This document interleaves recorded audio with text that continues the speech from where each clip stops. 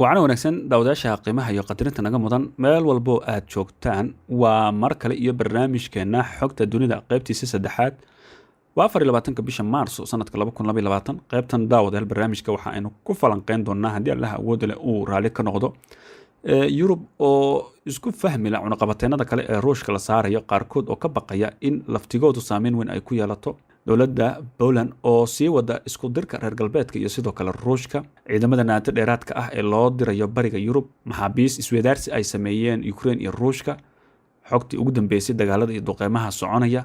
iyo sidoo kale Ruushka oo la sheegayo in ay hakiyeen dadkii laga daadgureynayay magaalada Mariupol ee mar kale daawadayaal soo dhawaada daawada fadlan haddii aad nagu cusub tahay channelka subscribe inoo saar sidoo kale furo gambaleelka si aad u noqoto daawadeena ugu horeeya mahadsanid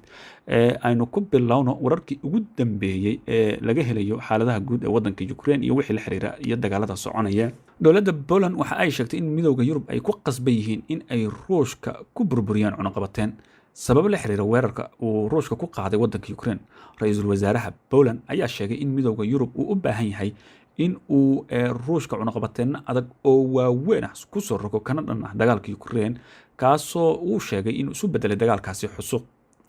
Ruushka waxa uu isku dayayaa in uu dib u yagleelo boqortooyadii sharta ayuu yiri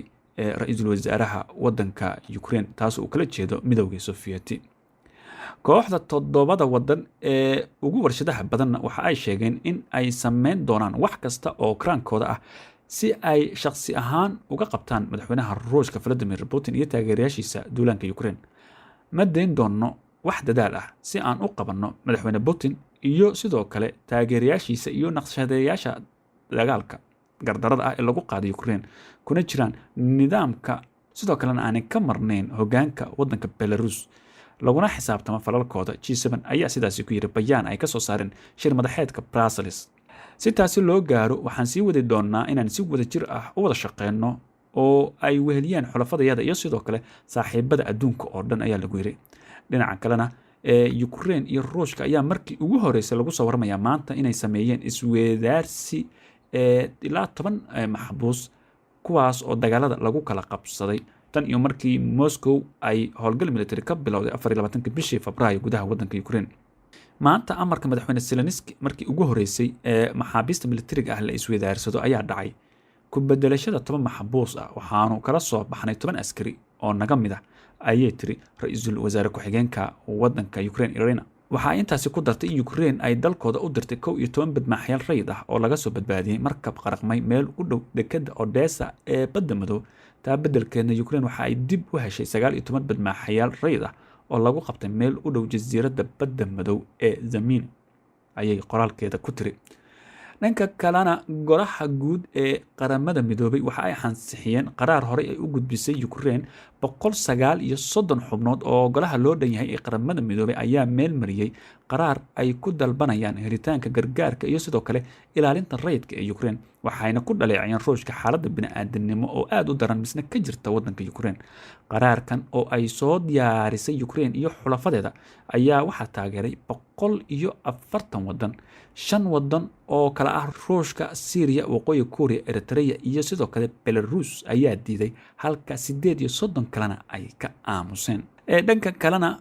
xogayaha guud ee NATO ayaa shir jiraa'id oo uu qabtay maanta waxa uu kaga hadlay arrimo dhowr ah nuxurka shirkaasi waxaa ka mid ahaa ama waxyaabaha wariyaasha uu u sheegay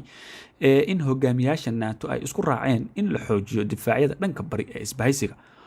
waxa uu tilmaamay in ilaa iyo 4 kooxood oo NATO ka tirsan la geyn doono bariga si ay halkaasi u adkeeyaan amniga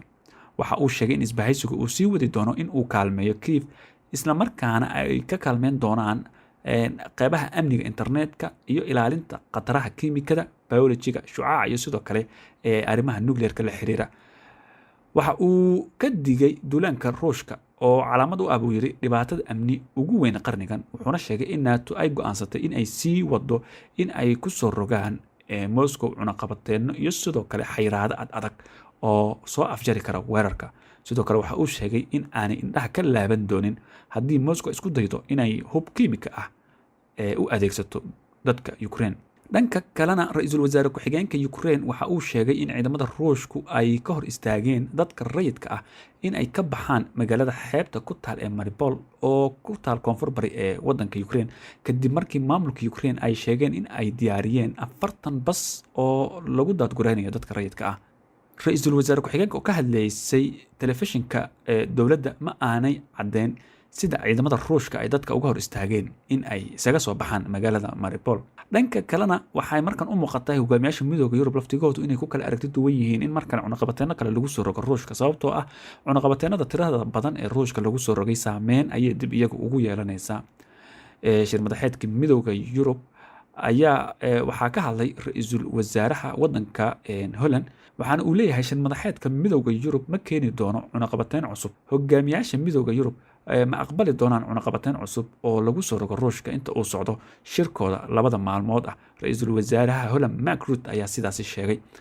ma filayo cunaqabateyn cusub maanta, Rutte ayaa yiri kadib markii uu hadal ka jeediyay bilowga kulanka oo ay ka soo qayb galeen dhammaan 27 hogaamiye ee dalalka xubnaha ka ah ururka. waxaa kale uu leeyahay kama fikiri karno cunaqabateynta koox sidaas u ballaaran. waxaan u baahannahay soo jeedin. waxaan horey u saarnay cunaqabateyn badan. waxaan hadda gelaynaa dhul aad iyo xaalad aad u adag. dhanka kalena haddii aanu eegno wasaaradda difaaca Shiinaha waxa ay waxba kama jiraan ku sheegtay meeshan ay ka saartay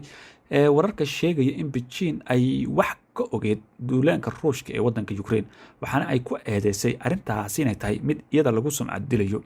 hadalka wasaaradda ayaa jawaab kulul u ahaa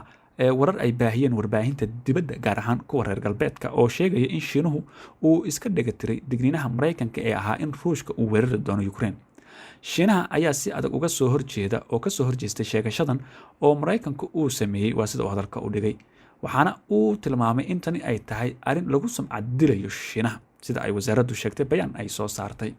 dhinaca kalena afayeen u hadlay wasaaradda difaaca ee Ukraine waxa uu sheegay in ciidamadoodu ay dib ugu riixeen ciidamada Ruushka ee ku sugan qaar ka mid ah goobaha ku xeeran Kiev balse waxa uu uga digay Moscow in ay sii haysato rajada ah in ay ku hareereysan tahay oo ay la wareegtay caasimadda Ukraine. qaybaha qaar cadowga waxaa dib loogu celiyay in ka badan 70 kilomitir waa 44 mayl. qaybaha qaarna cadowga wuxuu ku jiraa masaafo 35 kilomitir oo u dhiganta 21 mayl.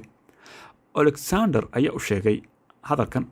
telefishinka qarankiisa laakiinse ma aanu soo bandhigin wax caddeyn ah. hase ahaatee waxaa kaloo uu sheegay in Kremlinku uu qalab militari oo dheeraad ah u dirayay Belarus si loo xoojiyo ciidamada Ruushka ee weeraraya Kiev. geesta kalena Mareykanka ayaa cunaqabateyn cusub ku soo rogay Ruushka kaas oo lagu bartilmaameedsanayo daraasiin shirkado difaaca iyo boqolaal xubnood oo ka tirsan baarlamaanka Ruushka iyadoo Washington ay cadaadis ku saartay Moscow. tallaabooyinkan waxa ay bartilmaameysanayaan shakhsiyaadka iyo sidoo kale hay-adaha aadka ugu dhow madaxweyne Putin isla markaana lagu tilmaamay in ay yihiin mashiinka dagaalka. aqalka cad ayaa cunaqabateyntan bayaan ku sheegay xubnaha cunaqabateynta la saaray waxaa ku jira madaxa fulinta ee hay-adda maaliyadeed ee ugu weyn Ruushka Sberbank.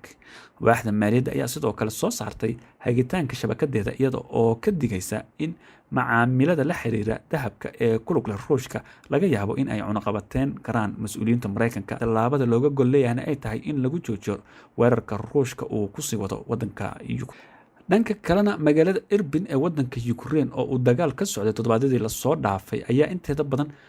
saraakiisha Ukraine waxa ay sheegeen inay ciidamadoodu la wareegeen waxaana sidaasi sheegay duqa caasimadda Kiev. horaantii bishan March kumanaan dadka magaalada ah ayaa isaga cararay Irpin oo 20 kilomitir u jirta caasimadda Kiev. Vitali ayaa u sheegay wariyaasha in ciidamada Ukraine ay gadaal u riixeen ciidamada Ruushka ee ku sugan halkaasi iyo sidoo kale magaalada lagu magacaabo Makriv oo bari ka xigta Kiev. waxa uu sheegay in ciidamada Ukraine ay burburiyeen qorshihii uu Ruushka doonayay oo ahayd in uu ku weeraro caasimadda Kiev. daawadayaasha qiimaha iyo qadirinta naga mudan oo barnaamijkeena xogta dunida qaybta saddexaad waanaga intaas barnaamijkan kan xigeentan ku kulmi doono nabadgelyo. assalaamu calaykum waraxmatullaahi wabarakatuh.